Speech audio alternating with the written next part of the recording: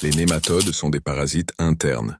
Ils s'accrochent aux organes du poisson, provoquant des blessures et se nourrissant à ses dépens. Une seule femelle pond des milliers d'œufs. Sans traitement, l'infestation peut être mortelle. À 27 degrés Celsius, le cycle de vie d'un nématode intestinal dure environ 8 jours. Le premier jour, l'œuf est ingéré ou pondu dans l'organisme de l'hôte. Le deuxième jour, la larve émerge. Du troisième au cinquième jour, la larve grandit et mue plusieurs fois.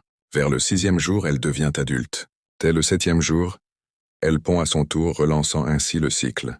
Invisible à l'œil nu, ce parasite peut menacer la santé des poissons s'il n'est pas traité. Les vers plats, ou flouques, sont des parasites microscopiques appartenant à la classe des trématodes.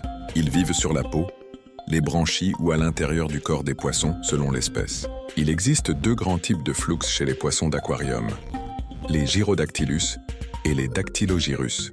Le ver plat Gyrodactylus, appelé flux de la peau, est vivipare. Ce ver ne pond pas d'œufs. Il donne directement naissance à de jeunes flux déjà capables de parasiter un poisson. À 27 degrés, chaque flux peut produire un nouveau flux toutes les 24 heures. Le cycle est extrêmement rapide, ce qui peut causer une explosion parasitaire en quelques jours. Le ver Dactylogyrus, appelé flux des branchies, est ovipare.